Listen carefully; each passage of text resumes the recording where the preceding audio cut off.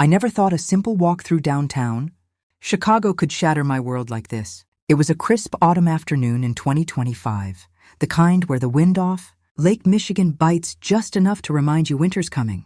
I was heading back from a meeting at my office in the Loop, clutching my laptop bag, my mind racing through spreadsheets and client emails. That's when I saw him, or at least I thought I did. Hunched over a recycling bin near Michigan Avenue, rummaging through discarded bottles and cans, with gloved hands that looked like they'd seen too many rough nights. His coat was threadbare, his beard unkempt and streaked with gray, his posture defeated, like gravity itself was pulling him down harder than the rest of us. My steps slowed. Something about the way he moved, the slight limp in his left leg, the way he tilted his head when he found a good can, hit me like a freight train. It couldn't be, not after all these years. My heart pounded as I edged closer, pretending to check my phone. Up close, the smell of unwashed clothes and city grime hit me. But beneath it all was the face I used to know so well. The high cheekbones, the scar above his eyebrow from that skiing accident in Aspen back in our early days.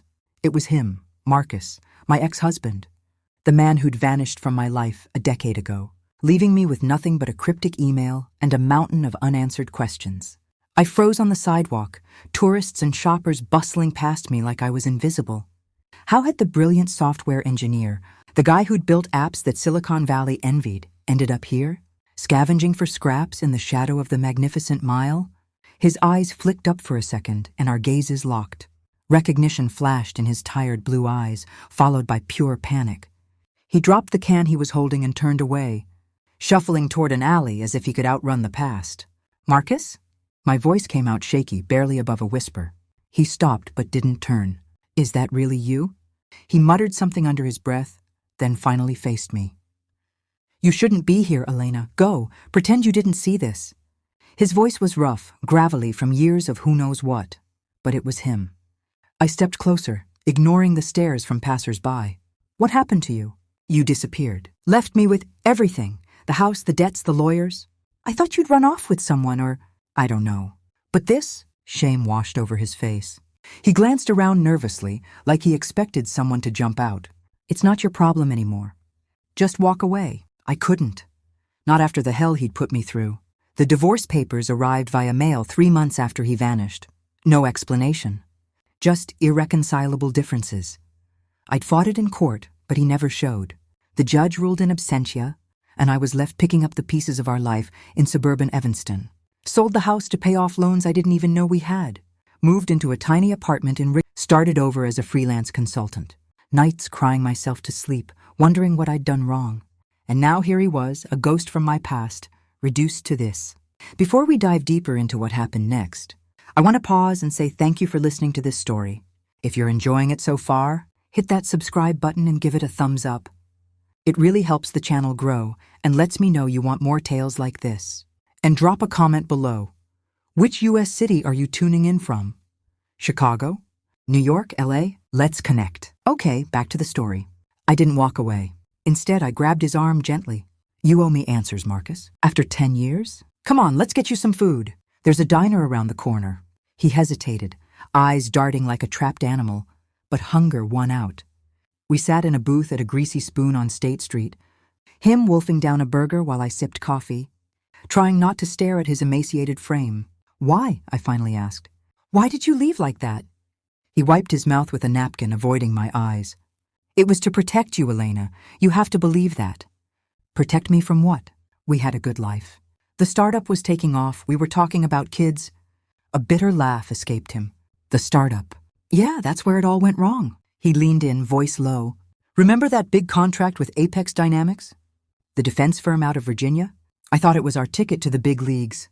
AI software for their security systems. But it was dirty. They were using it to cover up data breaches, spying on competitors, even hacking into government databases. When I found out, I wanted to blow the whistle. My mind reeled. Apex was huge, a Fortune 500 giant with ties to the Pentagon. "So you left because of that?" "Why not tell me?" "Because they threatened you." His words hung heavy. "Showed me photos of you at yoga class, at the grocery store. Said if I talked, you'd have an accident. Car crash, mugging, whatever. I had to make it look like I cracked under pressure, Embezzled funds, ran off. Left you the mess so they'd believe I was the bad guy and leave you alone. I felt the room spin. All those years of therapy, of rebuilding my credit, of dating disasters, because I couldn't trust again. It was all a lie? To save me? This is insane. Why not go to the FBI? They had people everywhere, insiders. I buried evidence, faked my downfall, and vanished. Lived off the grid, hostels, streets, odd jobs. Anything to keep them off your trail. Tears stung my eyes. And now? Why are you still like this? Wrigleyville. Because they're still out there, watching. He glanced out the window. Paranoia etched on his face. That night I couldn't sleep in my apartment. His story gnawed at me. Was it true? Or the ramblings of a broken man? I dug out old boxes from storage, bank statements, emails. Sure enough, the embezzlement looked fishy. Transfers I never authorized, but in my name too. My God. The next day, I tracked him down at a shelter near Grant Park. I believe you, I said. But we can't let them win. Tell me everything. He resisted, but over coffee, decaf for his nerves, the floodgates opened. Apex wasn't just corporate. They had ties to shadowy government contractors, laundering money through tech deals, even selling data to foreign entities. Marcus had stumbled on it during code audits. I copied files, hid them in a safe deposit box at a bank in Milwaukee. Keys in an old storage unit here in Chicago. We drove there that afternoon, my heart racing. The unit was dusty, forgotten. He pulled out a small envelope. If we open this can of worms, Elena, there's no going back. They'll come for us. I know, I said. But I'm done living a lie. Inside the box were USB drives, printouts, emails from Apex execs, transaction logs, even recordings of meetings. Proof of millions siphoned off, bribes to officials, names that made my blood run cold, senators, CEOs, even a former CIA operative. As we pored over it in my apartment, a knock at the door startled us. Through the peephole, 2 men in suits, looking official. Ms. Elena Ramirez? FBI, we need to talk. My pulse skyrocketed. Were they real? Or Apex's goons? Marcus whispered. Don't open it. But I did, chain on. Badges flashed, real as far as I could tell. We've been monitoring Apex for years. Your husband's reappearance pinged our system. We need what he has. How did they know? We handed over copies, keeping originals. They promised protection, but Marcus was skeptical. This goes deeper. Trust no one. That night, as we talked till dawn, old feelings stirred. The man I'd loved, the one who'd sacrificed everything. But danger loomed. A suspicious car outside, anonymous texts, stop digging.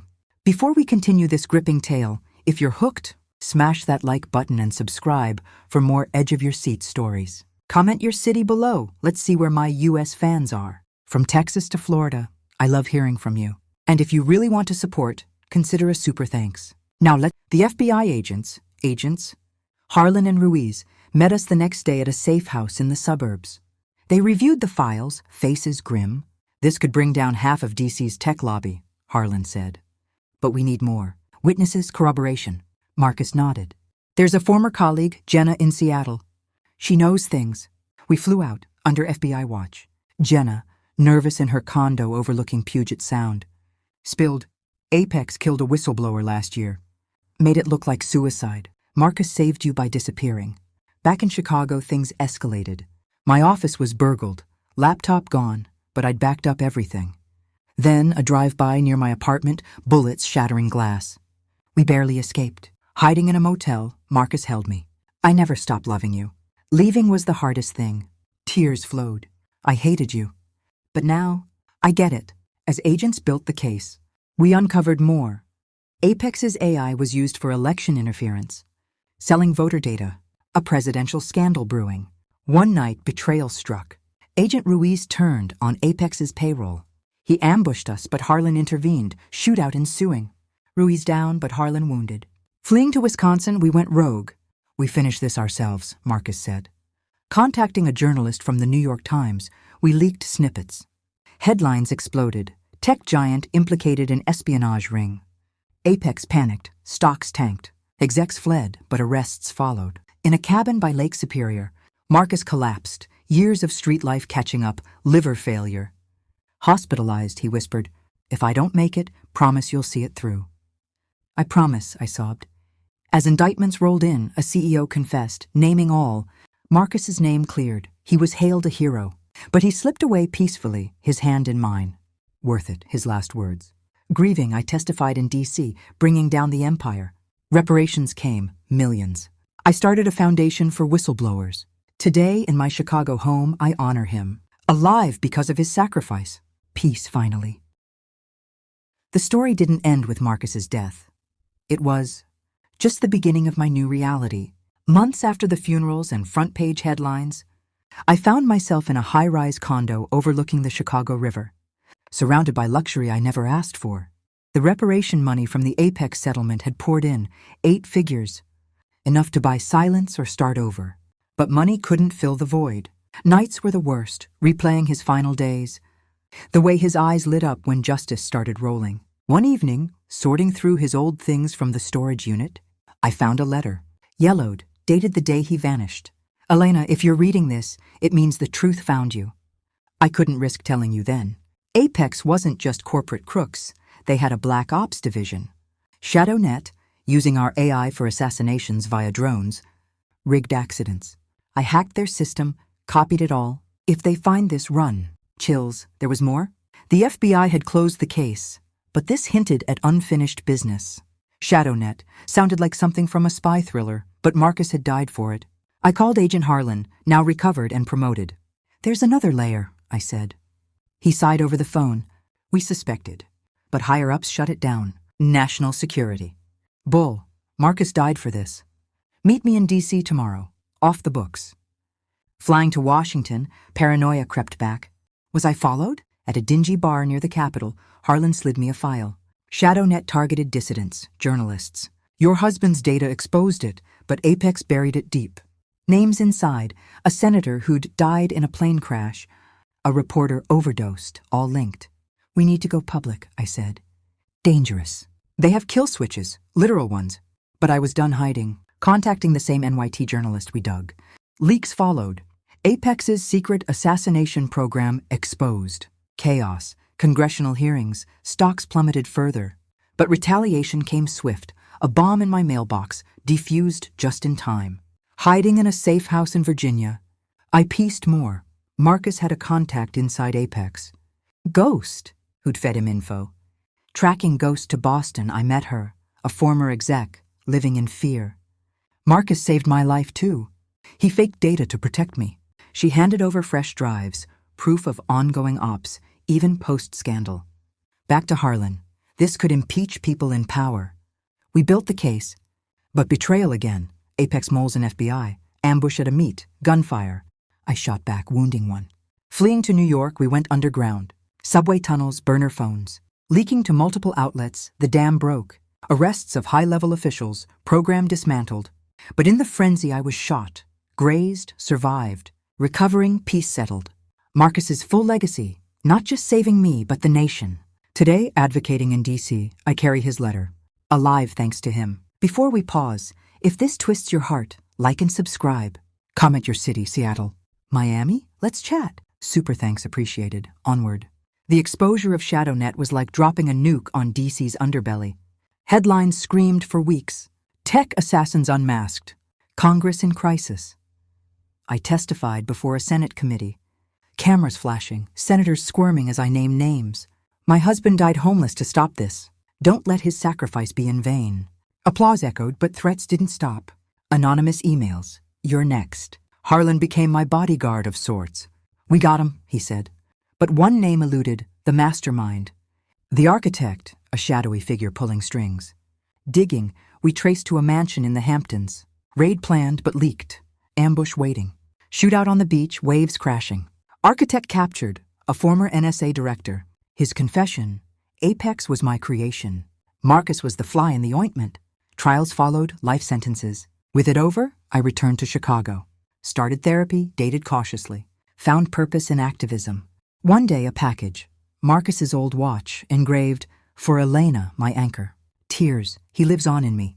The months after Marcus's funeral blurred into a strange new normal. I was no longer Elena Ramirez.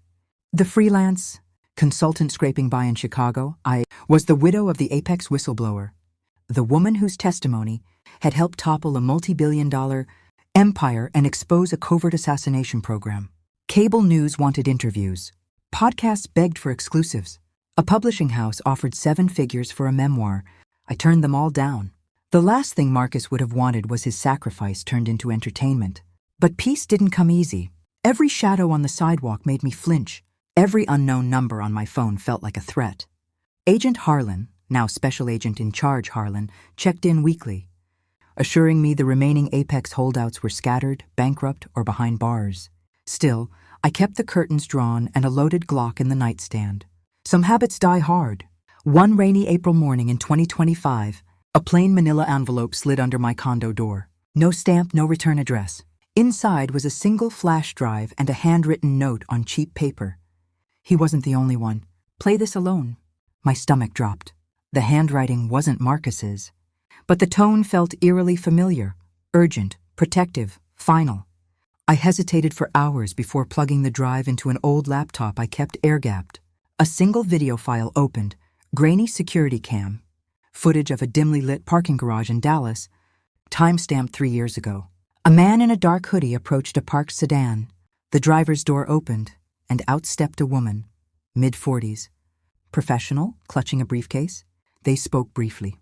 She handed him an envelope. He nodded, turned to leave. Then, without warning, a black SUV screeched in. Masked men jumped out, guns blazing. The woman went down instantly. The hooded man tried to run but was gunned down too. The SUV sped off. The timestamp froze as the bodies lay still. The video cut to a second clip. An obituary page from the Dallas Morning News. Dr. Sarah Klein, 46, pioneering AI ethics researcher, killed in tragic carjacking. Below it, Daniel Ortiz, 38, independent journalist, killed in same incident. My hands shook. I'd never heard of Sarah Klein or Daniel Ortiz, but the pattern was unmistakable. Shadow net cleanup. Marcus had hinted there were others, but seeing it, raw, unfiltered, made my blood run cold. There was one more file, a scanned letter addressed to whoever finds this. It was from Daniel Ortiz. If you're watching this, I'm probably dead. Sarah and I were working on the same story. Marcus Ramirez uncovered Apex's Black Ops, AI targeting whistleblowers, activists, anyone who threatened their contracts. Marcus reached out to us 6 months before he vanished. He sent us partial files, warned us to stay dark. We didn't listen close enough. If Apex got to us, they'll come for you too. There's a dead drop in Austin, old bus station locker. 217, combination, 143209. Everything we had is there. Finish it. I sat staring at the screen until dawn. Marcus hadn't just saved me. He'd tried to build a network, a chain of truth-tellers. And Apex had snapped every link except mine. Before I take you to Austin with me, I need to know, are you still with me on this journey? If this story is hitting you the way it's hitting me to tell it, please hit that like button, subscribe, and turn on notifications. Drop your city in the comments. New York, Atlanta, Denver, wherever you're watching from tonight. Your comments keep me going. And if you want to help me keep sharing these real-life inspired stories, a super thanks means the world. All right, let's head south. I flew to Austin the next week, alone. Harlan begged me not to go. Let us handle it. But I'd learned the hard way. Trusting. Institutions had limits. I rented a nondescript Toyota, wore a baseball cap and sunglasses, paid cash for everything. The old Greyhound station on East 5th had been half condemned. Lockers mostly rusted shut. Locker 217 was in a dark corner, paint peeling. My fingers trembled as I spun the dial 143209. Click. Inside was a small metal case. I grabbed it and walked out casually, heart hammering. In a cheap motel off I-35, I opened it. Dozens of micro SD cards labeled by date and city. Printouts of emails between Apex execs and a private military contractor called Vanguard Solutions. Bank transfers to offshore accounts. And most chilling, photos of targets. Journalists in Seattle and Miami, a union organizer in Detroit, an environmental lawyer in Portland. Red X's marked the ones already handled. One photo stopped me cold. A grainy shot of me, taken outside my old Evanston home, dated 2 weeks before Marcus disappeared. No Red X yet. There was a final note from Sarah Klein. Marcus took the fall to buy us time. He diverted attention to himself so we could keep digging. If you have this, it means we failed. Don't let his death be the end. Upload everything to the secure server, link and key on card. Looker 7, then disappear if you have to. They won't stop. I didn't sleep that night. At sunrise, I drove to a public library, used a public computer, inserted card number 7, a Tor link. A password. The server opened. Terabytes of data, source code for the assassination AI, kill lists, internal memos, even audio of board meetings where they casually discussed neutralizing threats. This wasn't just Apex anymore. Vanguard Solutions had contracts with 3-letter agencies. This was state-level evil. I copied everything to multiple encrypted drives, mailed copies to 3 trusted journalists. I'd met during the hearings, one in New York, one in London, one in Toronto. Dead man switch emails scheduled. If I didn't check in weekly, the floodgates would open. Then I drove north, nonstop back to Chicago. But on I-55 outside St. Louis, a black Suburban started tailing me. I sped up, they matched. I took an exit, they followed. My phone buzzed. Unknown number. I answered. Ms. Ramirez, a calm male voice said. Pull over. We just want to talk. I floored it, weaving through traffic. They rammed my bumper. My rental spun flipped. Glass shattered. Airbags deployed. Last thing I remember, boots crunching on gravel, hands dragging me out. I woke in a windowless room, zip-tied to a chair. Fluorescent lights buzzed overhead. A man in a tailored suit sat across from me, mid-50s. Silver hair, calm eyes. I'd seen his face in the files. Colonel Richard Hale, CEO of Vanguard Solutions. Elena, he said softly, like we were old friends. You've caused quite a mess. Marcus was smarter. He knew when to quit. Where are my drives? I spat. Destroyed. Along with your little mail drops. We intercepted them. He leaned forward. But you're the last loose end. Cooperate and we let you live quietly. Fight and, well, you've seen the footage. I laughed, raw, defiant. You think I'm that stupid? Everything's already scheduled to release. Kill me and the world sees it all. His calm cracked for a second. Bluffing won't. It's not a bluff. I stared him down. You have 48 hours before the first packet drops to every major outlet. And it names you personally, Colonel. He studied me, then stood. We'll see. They left me alone for hours. Then gunfire erupted outside, shouts, boots pounding. Door kicked in. Harlan and a SWAT team stormed in, rifles raised. FBI, hands up! Hale surrendered quietly. Turns out my dead man's switch had triggered early when I missed a check-in.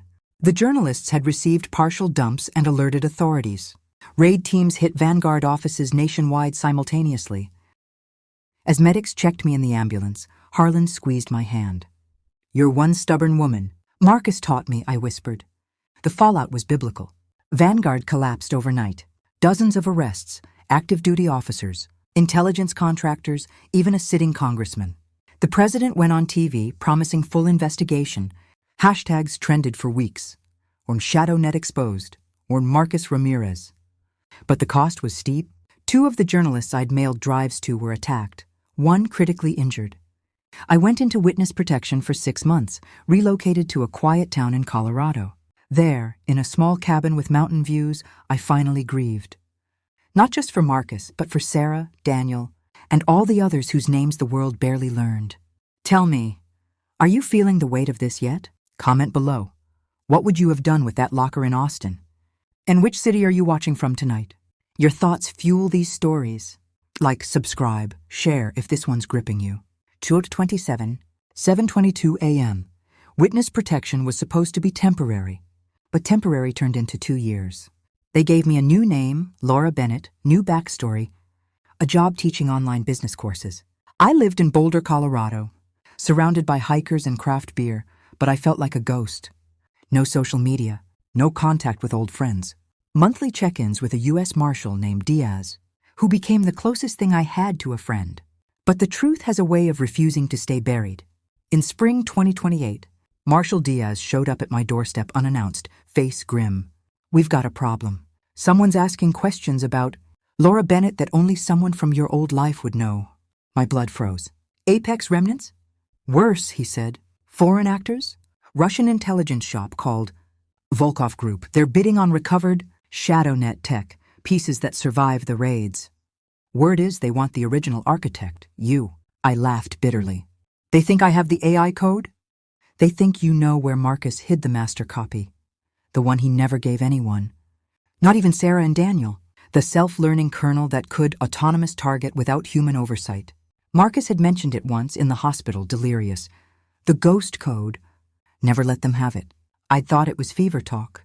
Diaz continued. Volkov's already acquired fragments on the dark web. If they rebuild it, we're talking state-level assassination. Capability sold to the highest bidder. Iran, North Korea, cartels. That night I couldn't sleep. I dug through the few possessions I'd been allowed to keep. One was Marcus's old leather journal, seized as evidence but returned to me after trials. I'd read it cover to cover years ago, but now I studied it with new eyes. Between sketches of code and grocery lists, I found coordinates scribbled in the margin: 418781-N, 87-622-98-W, downtown Chicago, and a single word: deep. I knew that spot. The Chicago Riverwalk near the Michigan Avenue Bridge. Marcus and I used to sit there on dates, watching tour boats. I called Diaz. I need to go home. He fought me, but I wore him down. Supervised trip only. In and out. We flew into O'Hare under heavy guard. 4 marshals, plain clothes. I walked the Riverwalk at dusk, pretending to sightsee, heart pounding. At the exact coordinates, I found a bench we'd always claimed. Underneath, bolted to the metal frame, was a small waterproof capsule, military grade. Inside, a single rugged micro SD card labeled Ghost Kernel Do Not Resurrect. My hands shook as I pocketed it. That night, in a safe house in the suburbs, I plugged it into a Faraday-caged laptop the marshals provided. The drive auto-launched a simple text file. Elena, if you found this, I'm gone. This is the original self-evolving targeting AI. It learns from kills, improves. I couldn't destroy it without proof it existed. But I hid it from everyone. FBI, Apex, even Sarah. It's too dangerous for any government, any corporation. Delete it, then live. I love you, Emmy. I stared at the screen for hours. Delete it and the threat dies forever. Keep it and maybe leverage it for good, or become the monster. Before dawn, I made my choice. But Volkov Group had eyes on Chicago. As we prepared to leave the safe house, windows shattered, flashbangs, automatic fire. Marshals returned fire. Diaz dragged me to the floor. They tracked us! In the chaos, I crawled to the laptop. Initiated a secure wipe, military-grade overwrite. The drive sparked, fried itself. We escaped through a back tunnel the marshals had prepped. 2 agents down, Diaz wounded. But the colonel was gone, irrecoverable. Volkov retreated, but the message was clear. I'd never be safe. The government offered permanent relocation, overseas. New Zealand, maybe, but I refused. I've hidden long enough, I told Diaz in the hospital. Marcus hid to save me. I'm done hiding. I went public, one explosive interview with 60 Minutes. Told the world about the ghost kernel, that I'd destroyed it. Showed the capsule on camera. Dared anyone to come for a dead drive. The backlash was immediate. Death threats.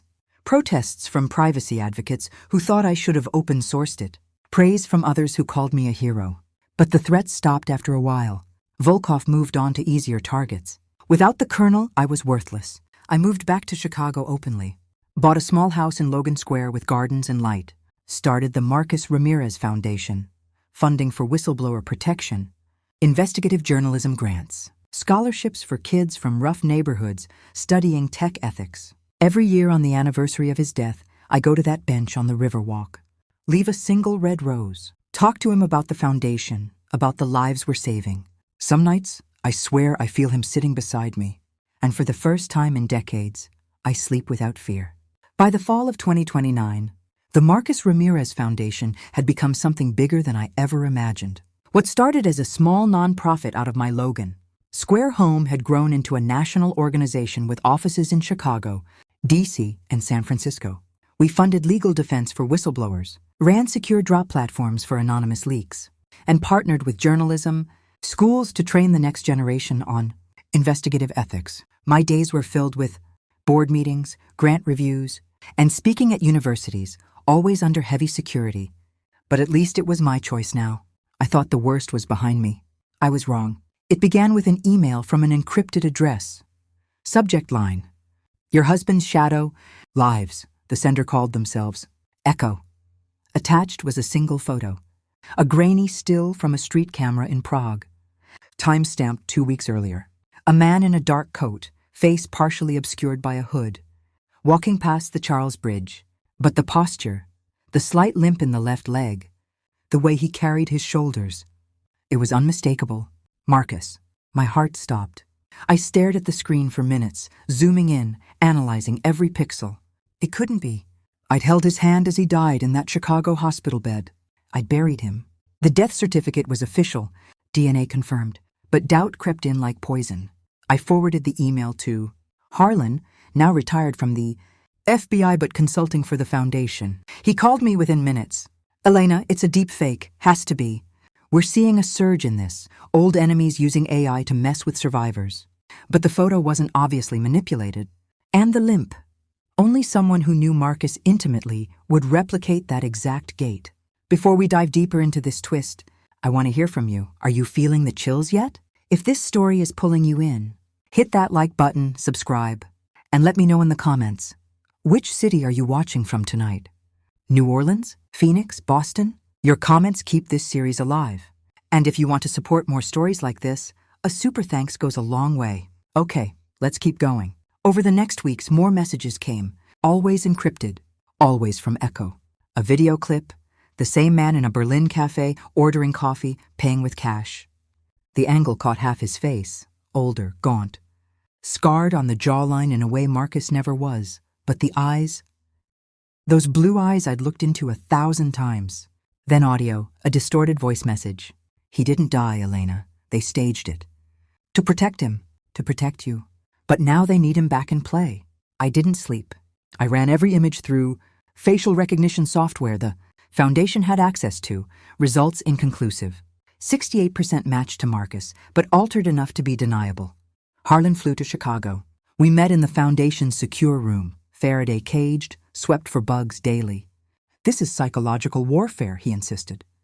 Volkov Group remnants, or Vanguard loyalists. They want to destabilize you, make you chase ghosts. But I couldn't let it go. I hired a private investigator, former Mossad, the best money could buy. We called her Rivka. She traced the emails to dead drops on the dark web. Servers in Estonia, Romania, always one step ahead. Then came the package. Delivered to the Foundation's P.O. box. Inside, a small wooden box, the kind Marcus used to carve during quiet evenings. Inside that, his old wedding ring, the one he'd stopped wearing years before disappearing, and a note in handwriting I knew by heart. I'm sorry I couldn't come back sooner. Meet me where we plan to retire. 1 week. Come alone, ma. Where we plan to retire, a small coastal town in Maine, Bar Harbor. We talked about it endlessly. A cottage overlooking the Atlantic. Porch swings. Lobster rolls every summer. I was shaking when I showed Harlan. He went pale. Elena, this is a trap. Classic extraction play. But what if it wasn't? I made the decision that changed everything. I went to Maine. Alone. I rented a cabin under a false name. Arrived at night. For 3 days I waited. Walked the rocky shore at dawn. Sat on the same bench in Acadia, National Park where Marcus and I had picnicked on our last vacation together. On the 4th night, fog rolled in thick off the ocean. I was walking the cliff path when I saw him, a figure in a dark raincoat, standing at the overlook we'd called our spot. He didn't turn as I approached, but I knew. Marcus? My voice cracked. He turned slowly, older, thinner, a jagged scar running from his left ear to his chin, hair gone almost completely white, but it was him. He smiled, the same crooked smile that used to melt me. Hey, beautiful. I ran to him. We collided in an embrace that felt like coming home after a lifetime away. He smelled like salt air and pine and something indefinably him. How? I sobbed into his shoulder. I watched you die. He pulled back, eyes wet. I did die, clinically, for 4 minutes. The doctors brought me back, but the program, witness protection took over, deep cover. They told you I died to sell it. To keep you safe, to keep me dead to the world. I couldn't process it. Why now? His face darkened. Because it's starting again. A new player, worse than Apex. They're rebuilding ShadowNet from scraps. And they need the ghost kernel, the one you destroyed. I felt the ground shift. But I wiped it. You wiped the copy. I kept the original. On a quantum encrypted drive, buried, only I know where. He took my hands. They're coming for me, Elena, for both of us. Unless we stop them first. We spent that night in the cabin talking until sunrise. He told me everything. How the FBI had faked his final decline. How he'd been relocated to a black site in Alaska, trained as an asset. How he'd spent years feeding disinformation to foreign agencies, dismantling Apex remnants from the inside. "I never stopped watching over you," he whispered. "Every grant the Foundation gave, every whistleblower we saved, I was in the shadows guiding it. I wanted to be angry for the lies, for the years stolen, but all I felt was relief. He was alive. Before dawn, we made a plan. We'd retrieve the real ghost kernel, not to use it, but to expose its existence once and for all. Force a global treaty banning autonomous lethal AI. But first we had to survive the week. They came for us on the 6th night. Black helicopters on the horizon, SUVs tearing up the coastal road. We ran into the woods of Acadia, using trails only locals knew. Gunfire echoed. Marcus moved like a man 20 years younger, training showing. We lost them in the fog, made it to a safe house in Portland. There, Marcus revealed the location of the drive, buried beneath the foundation. Stone of our old Evanston home, the one we lost to foreclosure. We flew back to Chicago under assumed identities. But the enemy was already there. We landed at a private airstrip outside Chicago under cover of darkness. Marcus, now going by Thomas Reed, on forged documents, hadn't set foot in the city in over a decade. I watched him stare out the window as we drove into Evanston, the familiar streets bringing pain to his eyes. Our old house on Ridge Avenue was still there, painted a different color, new owners, but the foundation was the same. We couldn't just dig it up in broad daylight. We waited 3 days, scoped the neighborhood. The new family, a young couple with toddlers, was away for Thanksgiving weekend. We moved at 2 a.m. Marcus had a small ground-penetrating radar device, black market, courtesy of his handler contacts. We located the exact spot in the basement, behind the old furnace, under the concrete pad. It took hours with a jackhammer muffled by blankets. Sweat poured down our faces. Finally, Marcus pried up a metal case, identical to the one I'd found in Austin years ago. Inside, the quantum drive, smaller than a credit card, encased in titanium, and a handwritten letter from the dead Marcus to his future self, or to me. "If you're reading this, the world still needs saving. Use it wisely, or destroy it forever. I trust you." We didn't have time to decide. Motion sensors triggered. Someone was in the house. We ran upstairs. 3 armed men in tactical gear. Not FBI, private contractors. Marcus moved like lightning, disarmed one, took his weapon. I grabbed a fireplace poker. Gunfire erupted. We fought our way out the back into the snowy yard. A black van screeched to a halt. Doors flew open. More men. We were pinned. Then headlights flooded the scene, blue and red flashing. Chicago PD, followed by unmarked SUVs. Harlan stepped out, weapon drawn. "Federal task force!" "Stand down." The contractors hesitated, then fled. 2 captured, 1 dead. Harlan hugged me hard. "You two are the most stubborn people I've ever met." In a debrief at a secure facility, we learned the truth. The new threat wasn't Volkov or Vanguard remnants. It was a consortium called Erebus, tech billionaires, defense contractors, even a few rogue nation-states. They'd been quietly acquiring shadow net fragments for years, building something worse, a decentralized, blockchain-based assassination network. No single point of failure. Anyone could buy a hit with cryptocurrency, and they needed Marcus's ghost kernel to make it fully autonomous. Marcus handed over the drive. "Not to use," he said firmly. "To dissect, to prove it exists, then to ban it globally." The task force, international now, with Interpol and 5 Eyes, partners, launched Operation Lethe, named after the River of Forgetting. Goal, erase autonomous lethal AI from existence. We went public again, this time together. A joint press conference at the United Nations in Geneva. Marcus, face reconstructed slightly, identity partially restored, stood beside me, told his story, revealed the drive live on camera.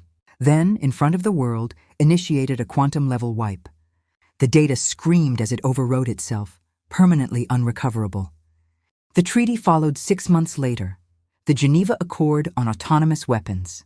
First global ban on fully autonomous lethal systems, signed by 147 nations.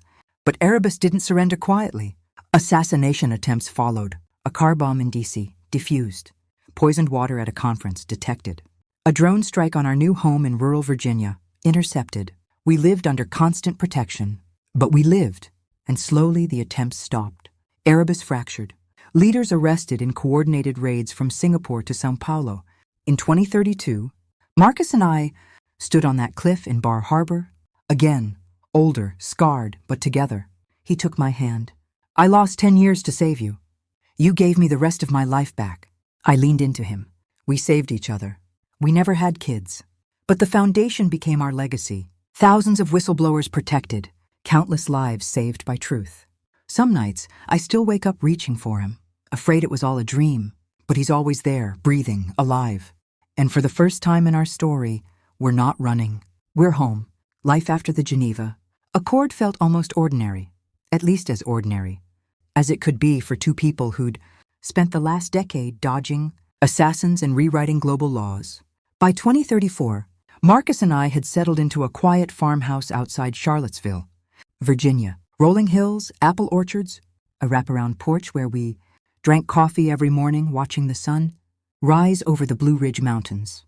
The foundation ran smoothly with a full-time staff. We'd stepped back to advisory roles, traveling only for key events. We were happy, really happy. For the first time since our early marriage, we talked about trivial things, gardening, what to binge watch, whether to get a dog. Marcus's limp had worsened with age, but his eyes had that spark back. We even renewed our vows in a small ceremony with Harlan, Diaz, and a few Foundation board members as witnesses. But peace, I've learned, is just the calm before the next wave. It started with a young woman showing up at the Foundation's Chicago office in late 2035, early 20s, nervous, clutching a backpack like it held the world. She asked to speak to the widow of Marcus Ramirez, refused to give her name to anyone else. Security called me. I took the video call from home. She looked exhausted, dark circles, hair pulled back messily. My name is Sophia Ortiz, she said, voice trembling. Daniel Ortiz was my father. My breath caught. Daniel, the journalist killed in Dallas with Sarah Klein, the one whose dead drop started my deeper dive. I've been in hiding since I was a kid, she continued. Mom moved us to Mexico after the murder, changed our names, but Dad left something for me, a drive. Instructions to find you if things ever got bad again. She held up a small device to the camera, identical to the ones I'd seen before. Bad how, I asked. She glanced around nervously. They're back. Not Erebus, Ether. A new group, decentralized. No leaders, just cells. They're using open-source AI now, crowdsourcing hits. Anyone can nominate a target, blockchain votes decide. Crypto pays the executor. It's ShadowNet, but unstoppable. Marcus walked in during the call, froze when he saw her face. Daniel's daughter, he whispered. We flew to Chicago that night, met Sophia in a secure room. She handed over the drive. On it, thousands of files, screenshots of darknet forums, transaction logs and cryptocurrency, lists of completed contracts, journalists in Brazil, activists in Hong Kong, a climate scientist in Norway, all dead in the last year, accidents, suicides, muggings, and one pending nomination, Elena Ramirez Rodriguez and Marcus Ramirez, architects of the Geneva Accord. Threat to open justice. The vote was already at 68% approval. Bounty. 50 million in untraceable crypto. Ether wasn't a corporation. It was an ideology, a distributed death machine. No headquarters to raid, no CEO to arrest. Marcus's face went stone cold. We banned the tech, but not the idea. Sophia had more. Dad and Sarah were building a counter, Aegis, an open-source defense. AI, monitors darknet, predicts threats, alerts targets anonymously, even disrupts transactions. But they died before finishing it. The code's incomplete. Dad's note said only Marcus could complete it. Marcus stared at the drive for a long time. I swore I'd never touch lethal AI again. Not even defensive. But this isn't lethal, Sophia said. It's a shield. Before we go deeper into the fight against Ether, I need to know, are you still hooked? Drop a comment.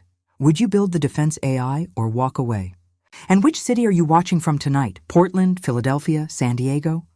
Your thoughts keep this story alive. Hit like, subscribe, turn on notifications. We're heading into the darkest part yet. We spent months in a secure facility outside. DC, government-funded but off books. Marcus, Sophia, and a small team of ethical hackers the Foundation trusted. I handled logistics, media blackouts, keeping the world thinking we were on a sabbatical. Marcus wrestled with it every night. If I finish Aegis, I'm still playing God, creating something that decides who lives. But the bodies piled up. A French investigative reporter fell from a balcony. An Indian anti-corruption blogger poisoned. All ether contracts fulfilled. Finally, he relented. Not to decide, just to warn. To protect. Aegis was beautiful in its simplicity. It scraped darknet markets, analyzed patterns, sent anonymous alerts to potential targets. Relocate immediately. Do not trust local authorities. Safe route attached. It disrupted. Payments by flooding. Blockchain with noise transactions. It even deepfaked decoy posts to confuse hunters. We tested it quietly. Saved a Nigerian human rights lawyer. Thwarted a hit on a Chinese dissident in Canada. Then we open-sourced it. Released the full code on GitHub mirrors worldwide. Within weeks, thousands of nodes running Aegis globally. A distributed shield against distributed death. Ether fought back. DDoS attacks. Bounty doubled. Deepfake videos of Marcus confessing to running a secret assassination ring. Smear campaigns. Sophia was targeted first. Kidnapped from a safe house in Toronto. We got the alert from Aegis itself. Tracked. Her phone signal to a warehouse in Buffalo. Marcus and I led the rescue. Private security, local PD tipped anonymously. Gunfight in the snow. Sophia freed, but 2 guards dead. Marcus took a bullet to the shoulder. In the hospital, he held my hand. This never ends, does it? Not while people want power without accountability, I said. But Aegis spread faster than Ether could adapt. Governments quietly adopted versions. Journalists ran nodes. Even anonymous hackers contributed improvements. By 2037, Ether's success rate plummeted. Contracts went unclaimed, too risky. The ideology fractured. Bounties on us expired unfilled. We won, again. But victory felt hollow. Sophia moved to Europe, started her own foundation in her father's name. Marcus's wound healed slow. He walked with a cane now. One night on our porch, fireflies blinking, he said quietly. I think it's time to let the next generation carry it. I nodded. We stepped down fully. Donated most of our wealth to the foundations. Kept just enough for the farmhouse. Now we grow tomatoes, read books, host small dinners with old friends. Some nights Marcus still wakes from nightmares. Gunfire, running, my face in crosshairs. I hold him until he sleeps, and I know we didn't just survive, we changed the trajectory. The shadows are still out there, but now there's light to push them back. Retirement didn't last long. In the spring of 2040, a letter arrived at the farmhouse, handwritten, no return address. Postmarked Reykjavik, Iceland. Inside, a single photograph. A young boy, maybe 10 years old, standing in front of a geothermal pool. Dark hair, blue eyes. My heart stopped, because those eyes were Marcus's. On the back, your grandson. He needs you, El. Marcus went white. Lara, he whispered. Lara. The name he'd only mentioned once, in the deepest night after a nightmare. A woman he'd been briefly involved with during his dead years in Alaska. A field agent. One night of comfort in a brutal world. He'd ended it when he realized he still loved me. He thought it never went anywhere. But now, a son. A grandson. We flew to Iceland the next week.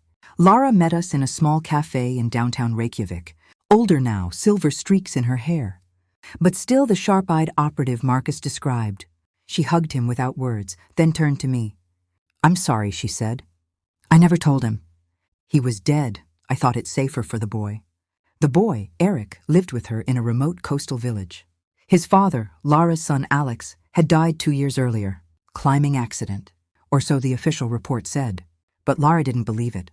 Alex was investigating ether remnants in Scandinavia. Crypto trails leading to Arctic data centers. Then he fell. She handed Marcus a drive. His research. He said if anything happened, find his father. The ghost who beat them once. Eric was shy at first. But when Marcus knelt to his level, speaking soft Spanish, the language Marcus used when emotional, the boy's face lit up. Abuelo? Grandfather. We stayed a month. Taught Eric to fish. Told him stories edited of his dad. Marcus taught him basic coding on an old tablet. The drive revealed horror. Ether hadn't died. It evolved into Helix, hidden Arctic servers powered by geothermal energy, quantum-resistant encryption, running not just assassinations, but influence ops, deepfakes swaying elections, personalized propaganda at scale. Alex had located the main facility, an abandoned NATO base on Jan Mayen Island, remote, inhospitable, perfect. He'd planned an exposé, never made it. Marcus looked at me across the kitchen table. We can't let our grandson grow up in a world where this still exists. I nodded. One last fight.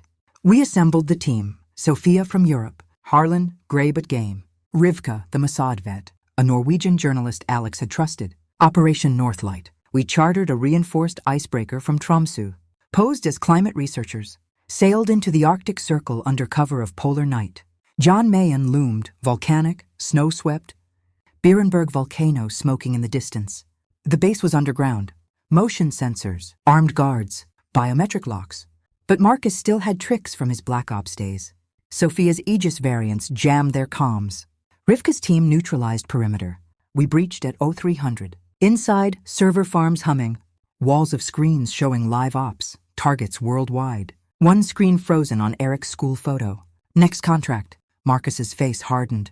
He uploaded a worm, final evolution of Aegis, not defense, destruction.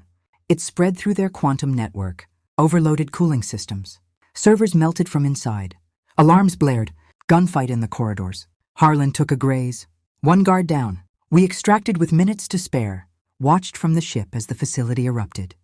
Magma chamber breached by the overload. The entire base swallowed by fire and ice. Helix died that night. Back in Iceland, Marcus held Eric tight. No one's coming for you anymore. We brought them home to Virginia. Lara too. The farmhouse grew loud, child laughter, Icelandic lullabies. Teenage Sophia visiting with her own baby. Marcus taught Eric code. I taught him gardening. Some battles you fight with guns, some with code. This one we fought with family. And this time, when we sat on the porch watching sunsets, Marcus didn't wake from nightmares anymore. He woke smiling, because the shadows were finally gone. The years after Operation Northlight blurred into the softest chapter of our lives. By 2045, the farmhouse in Virginia had become a multi-generational haven. Eric, now 15, towered over Marcus, helping with chores while devouring every coding lesson his grandfather gave him. Lara had fully moved in, turning the guest cottage into her pottery studio. Sophia visited often with her 2 kids, and the Foundation's annual retreat was held right here on the property. Whistleblowers, journalists and activists gathering under the apple trees to share stories and plan the next safeguards. Marcus and I were in our late 60s now, his hair fully white, my own streaked with silver. We walked slower, but we walked together, along the creek at sunset, hand in hand, talking about everything and nothing. We thought the war was truly over. Then, in the spring of 2046, Eric came running into the kitchen one afternoon, tablet in hand, face pale. Abuelo, you need to see this. He'd been monitoring Aegis nodes for a school project, something Marcus encouraged. A new anomaly had appeared. Thousands of new nodes spinning up overnight. Not defensive, offensive. A fork of Aegis, rewritten to hunt instead of protect. Someone had taken our shield and turned it into a sword. Marcus sat down hard. Who? Eric pulled up the metadata. The fork was called Nemesis, signature in the code. A single-line comment in Spanish. Para el hombre que me quitó todo, for the man who took everything from me. We traced the origin. A prison server in Florence, Colorado, the Supermax. Home to the last unrepentant Erebus architect, Colonel Richard Hale, the Vanguard CEO who'd once held me zip-tied in that windowless room. He'd been rotting in solitary for 15 years, but Supermax inmates still get limited, monitored internet for educational purposes. Hale had spent a decade teaching himself quantum programming through approved courses. Then he'd exploited a 0-day in the prison's air-gapped education system to seed Nemesis across the darknet. The targets weren't random. Every name on the original ShadowNet lists, whistleblowers we'd saved, journalists who'd exposed Apex. Even the judges who'd sentenced Erebus leaders were being renominated. But the primary target, the one with the highest bounty, was Marcus. Hale's final message embedded in the code. You took my empire. I'll take your legacy. Before we follow Marcus and Eric into this final confrontation, pause with me. Are you ready for the end? If this story has meant something to you over these parts, please hit that like button, subscribe, and tell me in the comments, which city are you watching from tonight? Dallas, Seattle, Minneapolis? Your comments and cities have been the heartbeat of this journey. And if you want to help me keep creating stories like this, a super thanks would mean the world. Now, let's go to the end. We didn't call the authorities this time. Nemesis was designed to evade them. Decentralized, Quantum encrypted self-healing. The only way to kill it was from the source. Marcus, Eric, and I flew to Colorado. Sophia and Rivka met us there. Harlan, now in his 80s but sharp as ever, pulled strings for access. We visited Hale in the Supermax visitation room. Glass partition. Phones, guards watching. He looked ancient, but his eyes burned with the same calm malice I remembered. "You came," he rasped, smiling. "I knew pride would bring you." Marcus leaned close to the glass. "End it, Hale. You've lost." Hale laughed. "I lost the moment. You exposed ShadowNet. But I win if your creation becomes the monster. Nemesis is Aegis perfected, unstoppable. It will outlive us all." Eric, quiet until then, spoke up. "No, it has a flaw." Hale's smile faltered. Eric had spent the flight analyzing the fork. "You reused Grandpa's original ethical constraints as a joke," commented. "Them out but left the hooks. I can re-engage them remotely. Turn Nemesis back into Aegis." Hale lunged at the glass, screaming. Guards restrained him. Marcus looked at him with something like pity. "You built your revenge on my mercy. That was your mistake." From a laptop in the prison parking lot, using a back door, Eric discovered we broadcast the fix. Every Nemesis node received the patch. Ethical constraints re-enabled. Targets wiped. Offensive routines disabled. Within hours, Nemesis collapsed into a global defense grid stronger than Aegis ever was. Community maintained, unbreakable. Hale was moved to even deeper isolation. No more internet, ever. We flew home exhausted. That night, the whole family gathered on the porch. Marcus, me, Laura, Eric, Sophia's kids running in the grass with firefly jars. Marcus raised a glass of iced tea. To the ones who started it, Sarah, Daniel, Alex, and to the ones who'll finish it forever. We drank in silence as stars came out. Later in bed, Marcus whispered, "I think this really was the last one." I kissed his forehead. "It better be. We've earned our peace." It's December 27, 2055. 30 years to the day since I first saw Marcus scavenging cans on that Chicago street. The farmhouse is decorated for the holidays. Lights twinkle along the porch rails. Eric, now 25, a lead architect at the foundation, has brought his fiancée home for the first time. Sophia's children are teenagers now, helping Lara string popcorn garlands. Harlan, frail but smiling, sits by the fire telling old war stories to wide-eyed grandchildren. Marcus and I are in our 70s. We move slower, but our hands still find each other without thinking. This morning, we woke early and drove to the small family cemetery on the hill behind the orchard. Just a few stones, Alex, a memorial for Sarah and Daniel, and an empty plot waiting between two older markers, ours. Whenever the time comes, Marcus laid a wreath of evergreen and red berries. "We made it," he said quietly. "Further than I ever dreamed that day I left you." I leaned against him. "We didn't just make it. We changed things. And we did. The Marcus Ramirez Foundation is now the largest whistleblower protection organization in the world. Aegis, evolved through generations of open-source contributors, monitors threats in real time across every continent. No major autonomous assassination network has risen since Nemesis fell. The Geneva Accord has been strengthened 3 times, ratified by every nation with a seat at the UN. Children learn our story in ethics classes, not as heroes, but as ordinary people who refuse to look away. Eric's generation doesn't know a world where corporations or governments can quietly eliminate critics with AI. They take it for granted. The way we once took clean water or free speech for granted. That's the real victory. Back at the house, the family gathers for dinner. Laughter echoes. Plates passed. Stories told. After dessert, Marcus stands. Cane in one hand, my hand in the other. "I want to say something," he begins, voice steady. 50 years ago, I thought love meant protecting one person at any cost, even if it broke both our hearts. I was wrong. Love means fighting together so the world is safer for everyone we'll never meet." He looks at Eric, at Sophia's kids, at the new fiancé. "You're the proof we did it right. Live kindly. Speak truth. Protect the vulnerable. That's all we ever tried to do." Glasses rise. Toasts to the past, to the future. Later, when the house is quiet and the kids are asleep, Marcus and I sit on the porch swing wrapped in a quilt. Snow begins to fall, soft, silent flakes catching the moonlight. He rests his head on my shoulder. "Remember that diner in Chicago?" he asks. "When you found me eating my first real meal in months?" "How could I forget?" I thought that was the end of my story.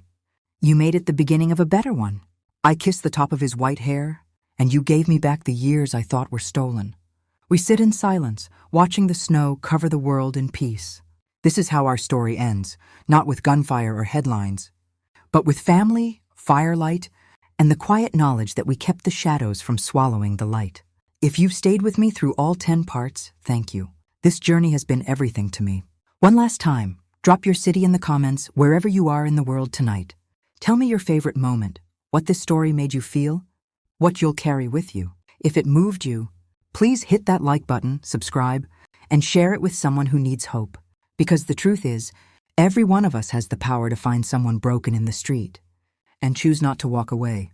That choice can change everything. Thank you for listening. From our porch to your screen, good night, and live bravely.